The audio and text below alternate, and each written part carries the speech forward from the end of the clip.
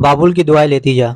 ये एक विदाई का गाना है। इस गाने में एक बाप अपनी बेटी को विदाई करते हुए दुआएं दे रहा है। बेटी की जिंदगी ससुराल में खुशियों से भरपूर हो और हर तरह की बुरी भला मुसीबत गम से दूर हो। इस गाने का ताल्लुक मोहम्मद रफी साहब और उनकी बड़ी बेटी परवीन जी से जुड़ा हुआ है। वो ऐसे के बाबुल की दुआएं लेती जा के म्यूजिक डायरेक्टर रवि जी हैं और इस गाने के सिंगर मोहम्मद रफी साहब हैं। तो जब मोहम्मद रफी साहब रवि जी के लिए कोई गाना गाते थे तो रिहर्सल के लिए मोहम्मद रफी साहब रवि जी के घर पर 8:30 बजे उस गाने के रिहर्सल के लिए जाते थे। तो मोहम्मद रफी साहब बाबुल की दुआएं लेती जा गाने के रिहर्सल के लिए रवि जी के घर पे गए। तो रवि जी ने बाबुल की दुआएं लेती जा गाने का पहला ही लाइन गाया था और रवि जी ने मोहम्मद रफी साहब को गाने के लिए कहा। तो मोहम्मद रफी साहब की आंखों में आंसू आ गए, वो रो पड़े। तो ये देखकर रवि जी घबरा गए और सोचने लगे कि क्या बात हो गई कि मोहम्मद रफी साहब रोने लगे। तो रवि जी जहीर जी के पास गए।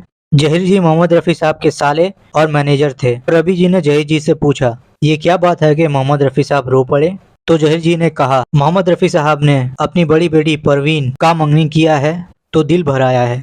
बाबुल की दुआ लेती जा। ये गाना 1968 में मोहम्मद रफी साहब की बेटी परवीन जी की शादी के वक्त रिकॉर्ड किया गया था। तो मोहम्मद रफी साहब को यह गाना गाते वक्त अपनी बेटी की विदाई याद आई। तो मोहम्मद रफी साहब ने अपनी बेटी से जुड़े हुए जज्बात इस गाने में डाल दिए और जब भी मोहम्मद रफी साहब इस गाने की रिकॉर्डिंग को याद करते थे तो उनका दिल भर आता था। मोहम्मद रफी साहब को 1968 में इस गाने के लिए नेशनल अवार्ड मिला। मोहम्मद रफी साहब का ये गाना इतना पॉपुलर हुआ कि शादियों में विदाई का गाना बन गया। इस वीडियो को ज़्यादा से ज़्यादा शेयर कीजिए, लाइक कीजिए और सब्सक्राइब कीजिए।